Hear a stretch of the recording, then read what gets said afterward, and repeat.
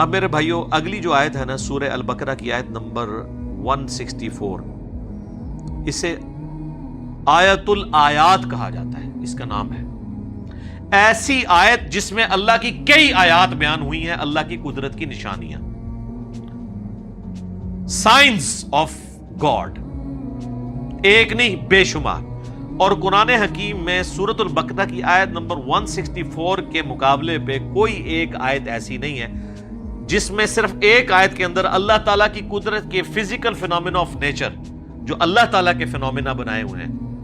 وہ سارے کے سارے آلموسٹ بڑے بڑے فینومینا جو قرآن پاک میں سکیٹرڈ فارم میں ہیں، جن کو التذکیر بھی اعلیٰ اللہ کہا گیا ہے، وہ بیان ہوئے ہوں سوائے اس آیت کے۔ ان فی خلق السماوات والارض، بے شک آسمانوں اور زمین کی تخلیق میں، واختلاف اللیل والنہار، اور رات اور دن کے آنے جانے میں، والفلک التی تجری فی البحر، اور کشتیوں کے جہازوں کے سمندروں میں چلنے میں، بما ینفع الناس، جو کہ لوگوں کے نفع کے لیے چلتی ہیں، یعنی وہاں سے سی فوڈ جو ہے وہ شکار کیا جاتا ہے۔ وما انزل اللہ من السماء من ماء، اور اللہ تعالی جو نازل فرماتا ہے آسمان سے پانی، فاحیا بہ الارض بعد موتها، اور پھر اس پانی کے ذریعے مردہ زمین کو زندہ کر دیتا ہے، یعنی سبزہ اگا دیتا ہے اس پانی کے ذریعے۔ وبث فیہا من کل دابہ، اور اللہ تعالیٰ نے جو زمین میں ہر طرح کے جانور پھیلا دیے ہیں۔ وتصریف الریاح، اور ہواؤں کے بدلتے رہنے میں، والسحاب المسخر بین السماء والارض، اور بادلوں میں جو کہ اللہ تعالیٰ کے حکم کے پابند ہیں، آسمان اور زمین کے اندر جو سسپینڈڈ ہیں بادل، لآیات لقوم یعقلون، اس کے اندر اللہ تعالیٰ نے آیات رکھی ہیں ان لوگوں کے لیے جو اپنی عقل استعمال کرتے ہیں۔ دیکھ لیں کتنی نشانیاں اللہ تعالیٰ کی قدرت کی اس میں گنوائی گئی ہیں۔ نمبر 1 آسمان اور زمین کی تخلیق، نمبر 2 رات اور دن کا آنا جانا، نمبر 3 جہازوں کا سمندروں میں چلنا اور اس کے ذریعے سی فوڈ کا حاصل کرنا، نمبر 4 آسمان سے پانی کا برسنا، نمبر 5 اس پانی کے برسنے سے زمین کو اللہ نے مردہ ہونے کے بعد دوبارہ سے زندہ کر لیا، نمبر 6 زمین میں ہر طرح کے جاندار پھیلا دیے، لو جی سب کچھ کور ہو گیا، نمبر 7 ہواؤں کے چلنے میں جو کہ بادلوں کو لے کے آتی ہیں، اور نمبر 8 بادلوں کا آسمان اور زمین کے درمیان جو ہے وہ سسپینڈڈ ہونا، جس کے ذریعے اللہ تعالیٰ بارش برساتا ہے۔ یہ سب کی سب اللہ تعالیٰ کی قدرت کی نشانی ہے،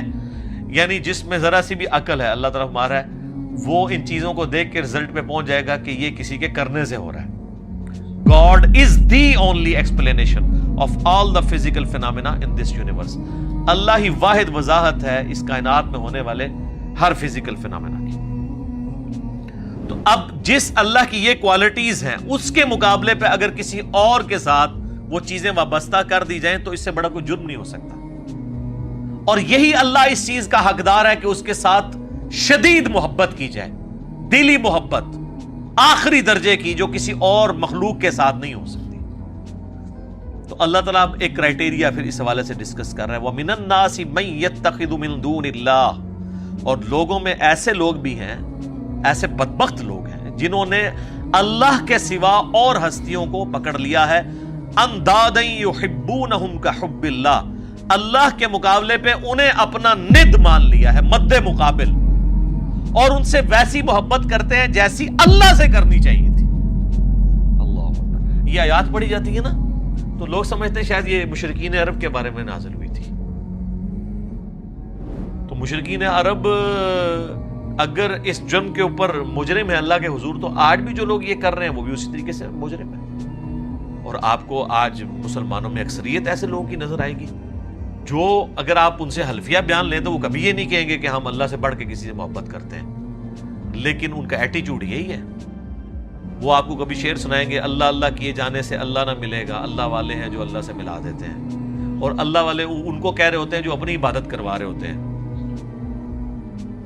اگر اللہ والے سے مراد یہ رسول اللہ کو، صحابہ اور اہل بیت کو لیں تو ہم ان کے ساتھ ہیں، لیکن آپ کو پتہ ان کو نہیں لیتے کیونکہ وہ تو ولی نہیں تھے نا، ولی تو بعد میں ہوتے ہیں، وہ اللہ والے ان کو کہہ رہے ہوتے ہیں جن سے تجوید سے اگر آپ نماز سنیں تو نہیں سنا سکتے، اور ترجمہ تو بھول ہی جائیں کہ وہ سنا سکتے ہیں۔ ہاں وہ یہ کر سکتے ہیں کہ سجے پاسے اسلام پھیرے تھے سارے حافظ ہو گئے، کھبے پاسے پھیرے تھے سارے ناظرہ ہو گئے، وہ کہتے ہیں نا جی پیچھے نیت کی۔ تو میں کہتا ہوں جن بزرگوں کے بارے میں آپ کا ایک کلیم ہے نا، اگر آج بھی اس طرح کہتے ہیں نا جی دنیا اولیاء سے خالی نہیں ہے، آج بھی ان اولیاء کو لیں، وہ تجوید کے ساتھ آپ کو سنا نہیں سکتے، وہ آپ کو سنت اذکار نہیں بتا سکتے صبح و شام کے جو نبی علیہ السلام نے تعلیم فرمائے ہیں۔ فرض نماز کے بعد کہ آپ کو 2-3 اذکار بتائیں گے، 17 نہیں بتا سکتے، ان کی تربیت ہی وہ نہیں ہوئی بھی ہے۔ تو وہ ان ہستیوں کے بعد، حتیٰ کہ سورہ الزمر کے اندر جا کے آئے گا، سورۃ المومن کے اندر، کہ ان کے سامنے جب اکیلے اللہ کا ذکر کیا جاتا ہے تو ان کے دل گھٹنے شروع ہو جاتے ہیں، اور جب اللہ کے ساتھ اور ہستیوں کو شامل کیا جاتا ہے تو ان کے پھر دل پھیلے تھے۔ اور آپ یہ کر کے دیکھ لیں جناب، آپ اللہ کی توحید بیان، ہم تو کئی بار یہ تجربہ کر چکے ہیں، آپ اللہ کی توحید بیان کریں تو ان کو چڑ ہو جاتی ہے، وہ کہتے ہیں جی کو بزرگوں کا بھی ذکر کرو نا جی۔ بلکہ ہمارے ایک سیالکوٹ میں بڑے قریبی بھائی، تو وہ ایک بریلویوں کی مسجد میں امام تھے، تو جب اللہ تعالیٰ نے ہمیں قرآن کی توحید کی طرف راغب کیا تو دعوت کی برکت سے انہوں نے بھی حق قبول کیا، تو ظاہر ہے وہ اب اناؤنسمنٹ تو نہیں کر سکتے تھے، تو انہوں نے بہرحال توحید کے اوپر درس شروع کیا قرآن کے اندر، جو قرآن کی آیات ہیں اعلیٰ حضرت کا ترجمہ رکھ کے، اب تو کسی کو تکلیف نہیں ہونی چاہیے۔ تو 2-4 دن تو توحید برداشت کی انہوں نے، اور پھر بابے جو ہے مسجد کے اکٹھے ہو کے انہوں نے کہ ایک جناب اللہ نہیں توندے رہتے ہو ہر ٹائم، کو بزرگوں کا بھی ذکر کریا کرو۔ یہ دیکھیں پنجابی کا محاورہ نے یوز کیا، ہر ٹائم اللہ نہیں توندے رہتے ہو، استغفر اللہ۔ تو ان کو اتنی چڑ ہوتی ہے، اور یہ حقیقت ہے کہ ان کی محبت ان ہستیوں کے ساتھ زیادہ ہے، اور اسی لیے آپ بزرگوں کے بارے میں کوئی بات کریں تو یہ سیکھ پا ہو جاتے ہیں۔ اللہ کے بارے میں کہتے ہیں جی اللہ کو تو پہلے ہی اتنے لوگ گالیاں نکال رہے ہیں، ایک اور نے نکال دی تو کیا ہو گیا؟ ہاں ظاہر ہے وہ نکال رہے تو ہیں، حالانکہ یہ خود بھی نکالنے والوں میں شامل ہیں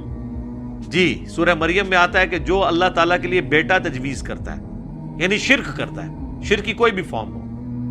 وہ اللہ کو ایسی بات کہہ رہا ہے، ایسی گالی دے رہا ہے کہ قریب ہے آسمان پھٹ پڑے اور زمین شک ہو جائے اور پہاڑ ریزہ ریزہ ہو جائے، ان دعوا للرحمن ولدا، کہ یہ رحمان کے لیے بیٹا تجویز کرتے ہیں۔ اگر زمین و آسمان اور پہاڑوں کے احساسات ہو نا اس طرح کے، تو یہ سارے ان پہ پھٹ پڑے، زمین ریزہ ریزہ ہو جائے، زمین یعنی پھٹ جائے اس خوف سے کہ یار میرے اوپر یہ لوگ اللہ کے ساتھ اور ہستیوں کو شریک ٹھہرائیں۔